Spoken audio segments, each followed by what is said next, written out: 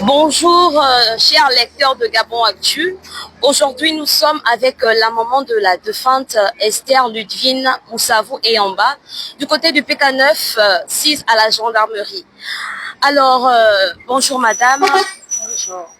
Alors, sachez que c'est avec compassion que la rédaction de GabonActu.com a appris ce drame qui affecte cruellement votre famille et sachez que vous avez tout notre soutien. Mais nous aimerons savoir, vous êtes à quel niveau des démarches que vous avez menées pour rattraper le meurtrier de la petite Esther? Nous sommes au niveau où on vient nous imposer un soi-disant meurtrier qui a fait la justice populaire avec nous. Mais nous pensons qu'il y a quelque chose qui se trame derrière. On sent vraiment qu'il y a quelque chose qui se trame. Celui-ci a fait la justice populaire avec nous et il ne peut pas être le meurtrier. Pendant qu'on trouve le meurtrier nu dans les bananiers en train de déposer le corps et on le poursuit tous avec le soi-disant meurtrier d'Esther qui est actuellement aujourd'hui enfermé à la brigade du PK9. Donc nous les parents, nous ne sommes pas d'accord. Nous ne sommes pas d'accord de cette justice. Et la suite, avez-vous la suite des services d'enquête et d'investigation? Non, non. Aucune suite? Non, non. Personne n'est revenu vers vous pour un quelconque échange? Non, on nous demande de déposer une plainte. On ne peut pas déposer une plainte si nous ne sommes pas d'abord sûrs de la personne. Parce que nous soupçonnons une autre personne, mais c'est une autre personne qu'on nous présente. Nous soupçonnons M. Nguema, parce que c'est ce nom qui a été cité. Mais non, nous, on vient nous présenter une autre personne. Nous, non, on n'est pas d'accord, parce que cette personne, lui, là, c'est la justice populaire avec nous. Pouvez-vous... Il ne connaît même pas les vêtements de l'enfant. Il invente une certaine somme à l'enfant. Il dit l'enfant avait 7500 et poussière, alors que j'ai remis l'enfant 2000 le matin, 2000 francs pour aller acheter les choses du café.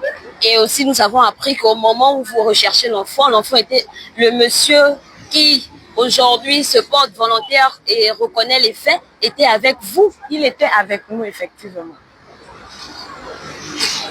Ok. Et avez-vous personnellement essayé d'enquêter au niveau du voisinage? Est-ce qu'il y a des pistes? Les voisins parlent de certaines pistes? Non, non. C'est nous-mêmes qui on a commencé à chercher dans le quartier. On a cherché dans le quartier. Et puis après, bon, j'étais fatiguée. Moi, je suis chrétienne. Je suis allée, il y a des prophètes. Donc, moi, je suis allée consulter les prophètes qui ont dit l'enfant est séquestré. Il était 16 heures. L'enfant est séquestré par un certain Nguema.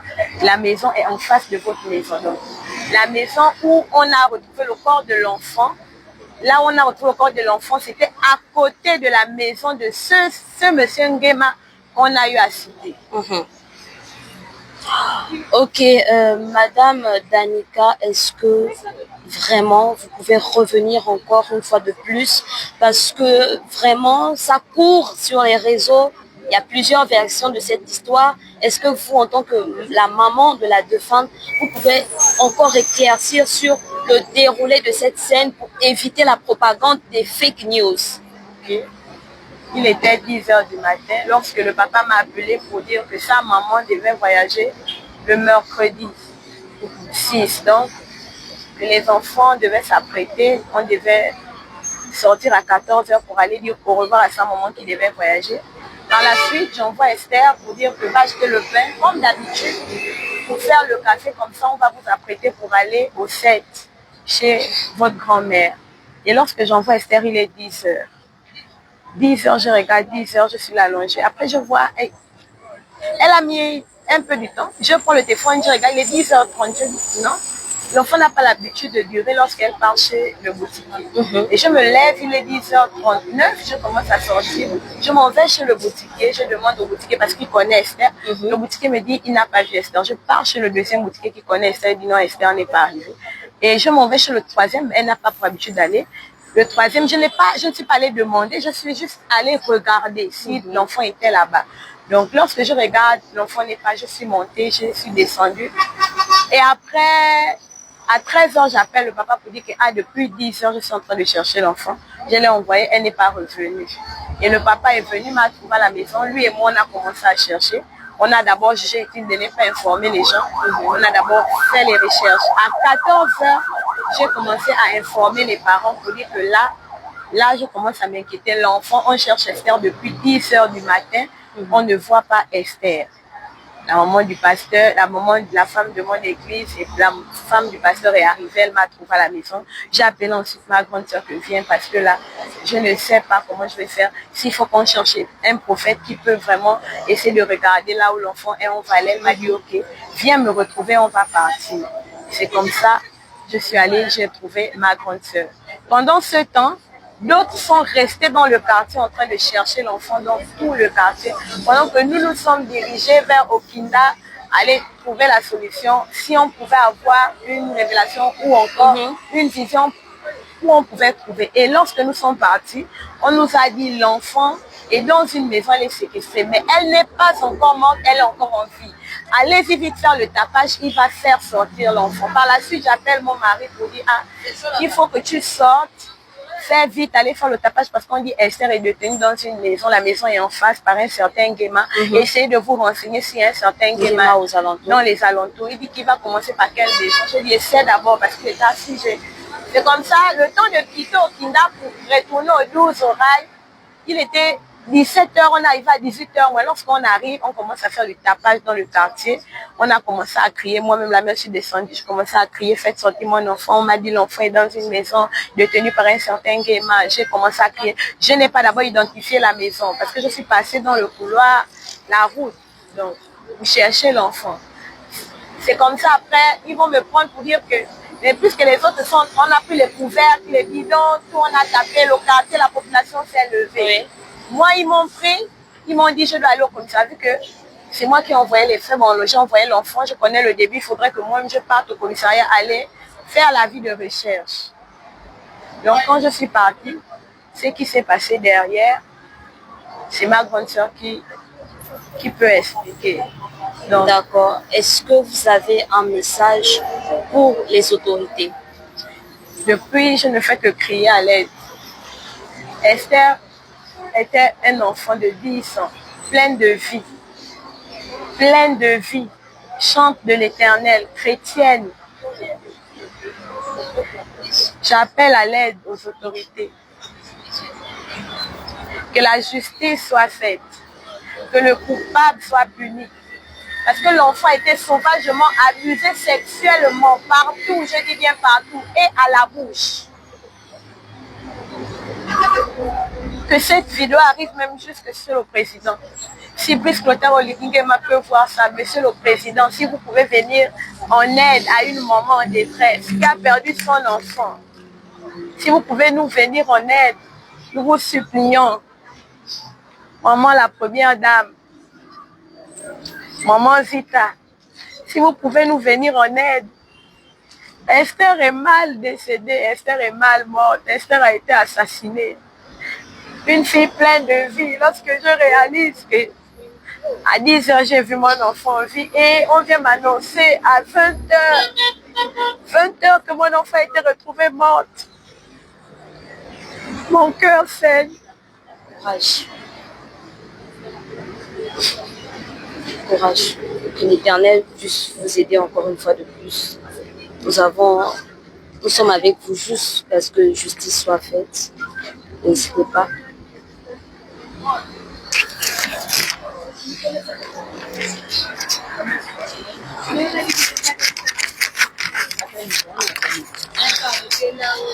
Alors, est-ce que vous pouvez revenir sur les faits au niveau où la maman s'est déplacée pour l'hôpital et vous êtes resté à la maison?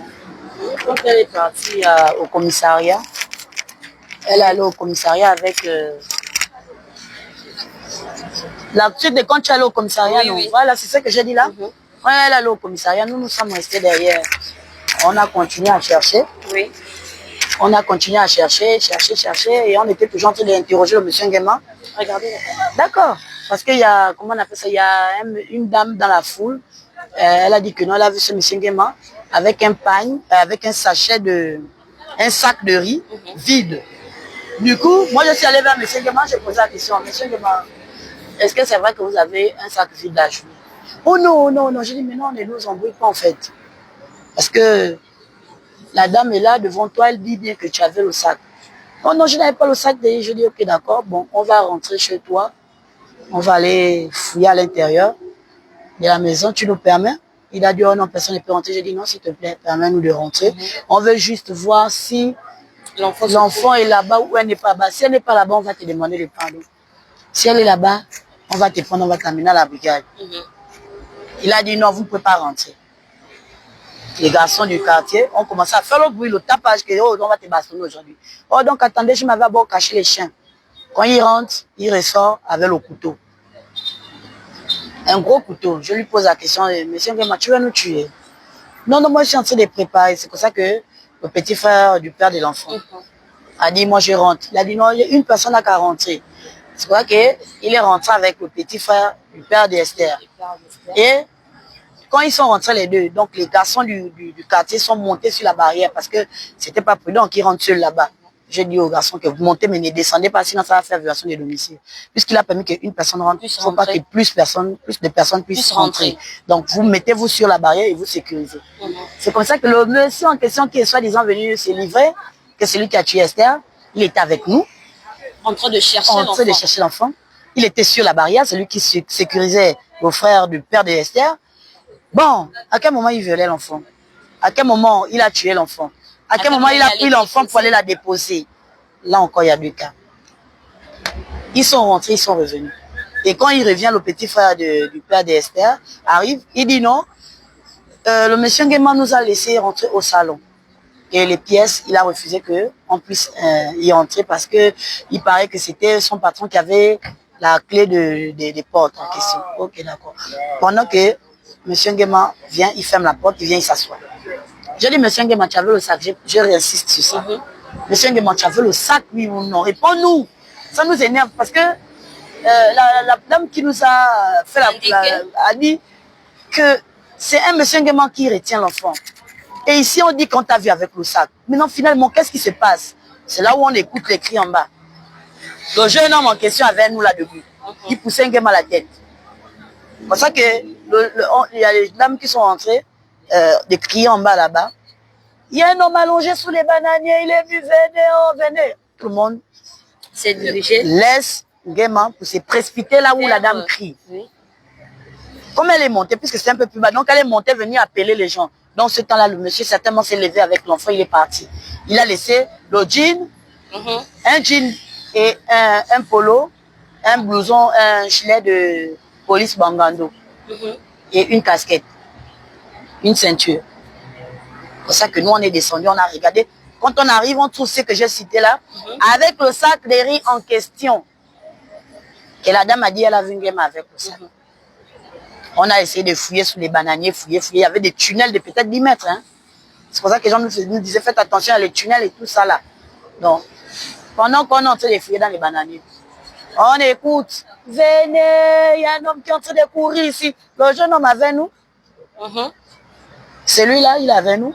On sort, on remonte pour aller vers là où on nous dit qu'il y a un monsieur qui court.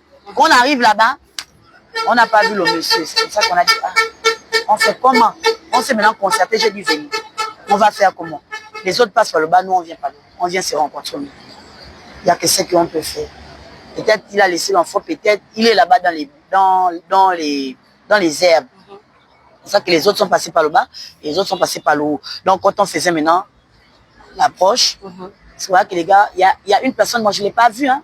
Je ne peux pas mentir, je n'ai pas vu celui qui a vu l'enfant en premier lieu. Il a crié dans l'herbe là-bas. Venez l'enfant ici, venez, elle est là, elle est là. C'est pour ça que moi je viens, puisque c'était en bas, donc j'étais en haut. J'ai vu comment ils amenaient Esther dans les draps. Je suis descendu, je ne sais même pas comment j'ai fait pour quitter d'en haut pour me retrouver en bas. La seule chose que j'ai fait, j'ai pris Esther dans mes bras. J'ai dit à l'homme de Dieu qui était à côté de moi que ouvre la voiture, puisqu'il avait son taxi garé. J'ai dit ouvre la voiture, ne traîne même plus. Pendant que les gens voulaient regarder, j'ai dit arrêtez-moi d'abord de regarder l'enfant là, fermez-moi la portière, amenons l'enfant. On est monté, on est venu à l'hôpital, on a fait même le sens interdit, hein, pour arriver rapidement. Elle faisait sortir la mousse de sang. Ceux qu'ils ont monté là, moi je n'ai pas vu le sang, la mousse blanche. Il n'y avait pas la mousse blanche, parce qu'ils ont commencé à montrer les trucs bizarres. Il n'y avait pas la mousse blanche sur Esther. C'était la mousse de sang qui sortait et j'ai suivi avec mon pullover et le drap qu'elle avait. J'ai regardé l'enfant, elle avait le sang. Mais j'ai voulu pleurer que papa, elle ne respire pas. Il m'a dit non, prions, elle était glacée. C'est pour ça qu'on a commencé à prier dans la voiture. Nous sommes arrivés à l'hôpital. Quand on arrive à l'hôpital militaire, la dame qu'on a trouvée nous a dit non, c'est pas ici qu'on gère ce genre de cas-là. J'ai dit non, madame, s'il vous plaît, est-ce que vous pouvez nous aider d'abord à faire respirer l'enfant? Si vous nous aidez à la faire respirer, maintenant, quand elle va bien respirer, on pourra partir maintenant là où on gère ce genre de cas. Elle n'a pas refusé. Hein. Elle a pris Esther. Elle m'a dit de la déposer sur le lit. J'ai déposé. Elle a examiné. Ils ont amené leur lit là. Ils l'ont emmené en réa. Après, ils m'ont dit non, attendez dehors. Je suis allée dehors. 5 minutes plus tard, elle m'a appelé. Elle m'a demandé l'identité de l'enfant. J'ai donné l'identité de l'enfant. Après, elle m'a dit ma soeur, vraiment, tu es la mère de l'enfant. J'ai dit oui, je suis sa mère parce que c'est ma fille. C'est la fille de ma petite soeur. Donc, je suis sa maman. Ah, ma chère, l'enfant est décédé. Elle a été abusée sexuellement. L'enfant n'a pas pu supporter le choc. J'ai pleuré. Après, j'ai pris mon courage. Je suis allée dans la pièce là où était Esther. J'ai regardé Esther. Elle était comme si elle dormait. J'ai bougé le cou, ça bougeait. Je l'ai enlevé le pagne. Puisqu'elle m'a dit l'enfant était abusé. J'ai regardé effectivement, Esther avait été abusée. Elle a été abusée à l'anus et par le vagin. Et certainement, il a forcé aussi parce qu'elle avait les blessures au niveau de la bouche, sur les extrémités de la bouche et ici là. Donc, elle avait l'herbe sur le visage. J'ai commencé à enlever l'herbe. Je pleurais, je parlais. Esther, est-ce que tu m'écoutes? Est-ce que tu es là? C'est comme si elle dormait. J'essaie de fouiller, enlever l'herbe qu'elle avait sur elle. Et je l'ai retenue, elle n'avait aucun bleu. Elle n'avait pas des égratignures. Tout ce que les gens disent qu'elle avait le bandeau à la bouche, elle n'avait pas des signes qui prouvaient que là c'était scotché. Il n'y avait pas ça, il n'y avait pas ça. Il n'y avait pas ça. Après, on est resté, c'est qu'on a appelé la maison funèbre, elle est venue prendre l'enfant et nous sommes rentrés le matin. Ma petite m'a dit non, il faut venir au matin au commissariat, on a besoin de nous. Quand on est arrivé ici, on nous a fait comprendre que le monsieur avait été livré lui-même, et tout. Maintenant, après, je suis allée moi-même vers les agents, j'ai posé la question, c'est pas eux qui m'ont dit, non, c'est pas le monsieur qui s'est livré. C'est pas le monsieur, c'est son frère qui est venu. En fait, il passait derrière, il a vu Esther allongée sur le lit, inconsciente avec le sang. Et c'est comme ça qu'il est allé appeler les parents. Quand les parents sont arrivés, ils n'ont pu trouver Esther. Et quand ils n'ont pu trouver Esther, ils ont soulevé les choses d'Esther, comment on appelle ça, le nip du monsieur qui est venu se livrer. Et ils sont venus directement au commissariat ici, là, à la brigade du 9. Quand ils sont venus à la brigade du 9, ils ont essayé d'appeler, comme ils font leurs enquêtes d'habitude, avec le téléphone de l'oncle du monsieur qui s'est livré. Il ne répondait pas. Du coup, ils ont essayé d'appeler avec leur numéro. Il a répondu. Donc, ils ont fait le jeu. Et ils sont allés, eux, l'attraper. C'est pas qui s'est livré, ce sont eux qui sont allés vers lui. Et ils ont fait un montage pour faire croire qu'il s'est livré lui-même. Non, pas pour faire croire. S'ils ont fait ça, le monsieur ne devait pas se livrer. C'est la brigade du 9 qui est allée attraper ce jeune homme-là. Il ne devait pas se livrer.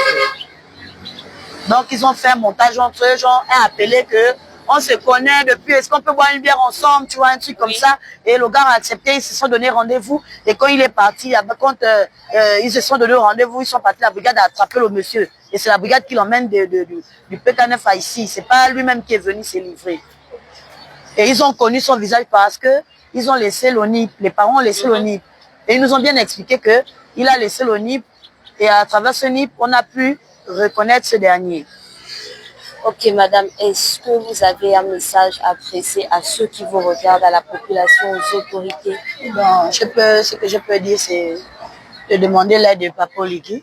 Et maman Zita, vraiment, c'est dur de perdre un enfant de 10 ans. Elle est passée en 5e année. Cette année, elle devait nous amener le CEP. Ils ont enlevé la vie à cet enfant-là. Et on ne sait même pas qui est le meurtrier d'Esther. Parce que, comment on appelle ça, la personne que la prophétesse nous a donnée, c'est une autre personne. Et celui qui vient se livrer, c'est une autre personne. Et celui qui vient se livrer, il était avec nous. Maintenant, à quel moment il a tué Esther? En fait, c'est la partie là où nous sommes vraiment perdus. Et on a vraiment besoin de l'aide du procureur de la République pour qu'il puisse venir essayer de faire son enquête lui-même parce que là, on est vraiment perdus. Et quand on pose la question à ce dernier, il ne connaît pas comment l'enfant est habillé, il ne connaît pas les tresses que l'enfant avait. Il est présentement ici à la... Il est là, il est présentement. Oui, il est enfermé ici à la gendarmerie. Il ne connaît même pas la somme que l'enfant avait. La mère a remis l'enfant 2 billets de 1000 francs. Donc elle avait 2000 sur elle. Lui dit, elle avait 7000 et plus de 7500. Donc il ne connaît même pas. Il ne connaît pas la couleur du haut que l'enfant avait. Vraiment, pour quelqu'un qui a vraiment assassiné cet enfant, il devait connaître comment elle était habillée. Si c'est lui qui l'a enlevé de la route, dans la chambre, il devait connaître comment l'enfant est habillé, mais il ne connaît même pas comment l'enfant est habillé. Et les explications qu'il a données, il a dit non, elle s'est cognée la tête contre le mur de la chambre. On est allé avec les enquêteurs de la brigade du 9. Mais la porte est derrière, la latte est derrière la porte. Donc si Esther doit cogner, elle doit cogner sur le fond de placard, elle ne doit pas cogner sur la latte. Et quand on regarde, il n'y a pas de gouttes de sang. Il dit non, il y a le sang sous le matelas. On a renversé le matelas avec les agents de la brigade. Il n'y avait aucune goutte de sang. C'est pas là-bas là où il a violé Esther. C'est pas là-bas parce que l'enfant avait le sang sur elle. Je vous assure que moi-même j'étais rempli du sang de cet enfant-là. Il n'y avait pas le sang dans cette chambre. Et on lui demande, tu as fait comment pour faire sortir le corps de la chambre pour aller la déposer au bananier? Il dit, oh non, je l'ai pris, je l'ai mis sur la fenêtre. Maintenant, l'enquêteur lui demande, tu as mis les pieds à l'intérieur, bien la tête à l'intérieur. Il dit, comme vous dites là. L'enquêteur a dit, non, tu dois m'expliquer comment tu as fait pour faire sortir l'enfant de la chambre. Ça, oui, il dit, mais non, non, la tête était dehors, les pieds étaient à l'intérieur. Après, moi, je lui pose la question, maintenant, tu as fait comment? Oh, je suis sorti, donc imaginez, elle respirait. D'après ses dires, l'enfant respirait. Et tu la mets sur la fenêtre, elle ne va pas bouger. Elle ne va pas soit retourner dans la chambre ou sauter de l'autre côté, puisqu'elle vivait. Vous-même, pour ceux qui me regardent, vous-même, vous voyez cette histoire comment? Et on essaie de regarder. Il ne connaît pas les tresses que l'enfant avait sur la tête. Il ne connaît pas la couleur de la peau de l'enfant. Il ne connaît pas la jupe que l'enfant avait. Il ne connaît pas le haut que l'enfant avait. C'est pas lui qui a tué Esther. Il veut juste venir se faire passer pour le bourreau d'Esther. Mais ce n'est pas lui. Je dis avec assurance, ce n'est pas lui. Certains m'ont expliqué les faits, mais il a oublié certains détails. Parce que si c'était lui, il ne pouvait pas oublier les détails. Même s'il aurait bu bien, il aurait fait quelque chose. Le flash devait le revenir. Mais jusqu'à présent, hier déjà, il disait que c'est pas lui qui a touché Esther, il ne l'a pas touché. Bon, aujourd'hui, il dit que c'est moi qui a tué la petite. Quand même. Avec un sang-froid, il dit c'est moi qui l'a tué. Et il y a tellement de versions, donc nous sommes perdus, on a besoin de votre aide. C'est ce que je peux dire. D'accord, merci.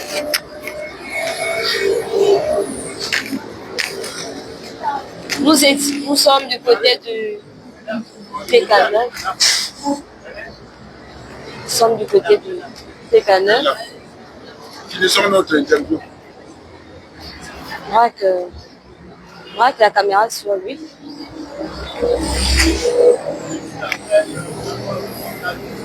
On finit l'interview. On a commencé, on peut terminer, chef, s'il vous plaît. J'ai dit après. J'ai dit après. Pas que c'est le français que j'ai parlé. Madame, après. Après, ce n'est même pas ma langue. Ma langue, c'est la langue pour Nzebi. Voilà. Vous êtes... Allez d'abord la voix. Elle dit après. Vous êtes l'oncle de la défunte? Oui, je suis l'oncle, grand frère du père de la défunte. C'est moi qui suis chef de famille. D'accord. Comment est-ce que la tragédie se... Comment est-ce que ça se déroule? Vous êtes à quel niveau dans les démarches de cette affaire? Bon, vous me posez la question, comment la tragédie se déroule. J'étais à TV+, la nuit, l'affaire ne se déroule pas bien. Il y a déjà une magouille qui est mise en place. Parce que toutes mes déclarations, je les maintiens et c'est ça la seule déclaration que j'ai, la seule version. L'enfant, là où on a trouvé l'enfant, quand on a tué l'enfant, je suis parti de là où j'habite pour venir m'acquérir de la situation le lendemain. Et j'étais avec les médias. Quand je viens le lendemain avec les médias, c'était TV+. Alors pendant qu'on menait des enquêtes, moi je cherchais à savoir qui était le propriétaire de là où Nguema est gardien. Pourquoi le nom de Nguema sort? Ce n'est pas ma famille. un membre de ma famille qui sort le nom de Nguema. Il faut que nous le sachions bien. Ce sont les prophètes et les prophétesses qui ont sorti le nom de Nguema et dire que l'enfant se trouvait dans une maison d'un certain Nguema qui est en face au quartier, dans la barrière. Elle est prête à venir témoigner ça. La preuve est que la PJ était sur place. Il a déclaré à la PJ que c'est lui qui avait dit. Bon, pendant que nous étions et pendant que nous sommes même dans ce choc, dans cette tragédie, ce qui m'étonne, moi je cherche le propriétaire de la maison que garde ou la concession que garde un certain Nguema qui est propriétaire. On me dit que c'est un certain Joël. Le monsieur en face, un de ses voisins me dit que c'est un certain Joël. Il travaille où? Il est agent dans une maison, il travaille dans une maison d'assurance, à la place. Ok, il me dit, c'est tout ce que j'ai de lui comme information. Parce que moi aussi, je suis nouveau au quartier, un nouveau locataire. J'ai avancé, je croise deux jeunes filles. Bonjour, mes enfants. Papa, oui, bonjour. Je dis, je suis tel, l'oncle de Esther, l'oncle paternel d'Esther. Comment? Il dit, non, papa, nous étions là hier. D'ailleurs, même Nguema passe tout son temps avec un sac de riz vide en main. Je leur ai posé la question, est-ce qu'elle vend les noix de palme? Est-ce qu'il vend les noix de palme? Non, papa. Est-ce qu'il vend les atangas? Non, papa. Est-ce qu'il vend les mangues ou bien les fruits? Et elles m'ont dit non. Mais à chaque fois, il a un sac en main. Et pas plus tard qu'avant-hier, Nguema est venu ici pendant que ma fille était en train de jouer. Nguema est rentré dans ma concession avec un sac. Quand il avance vers ma fille, j'ai crié sur ma fille et l'enfant est rentré à la maison.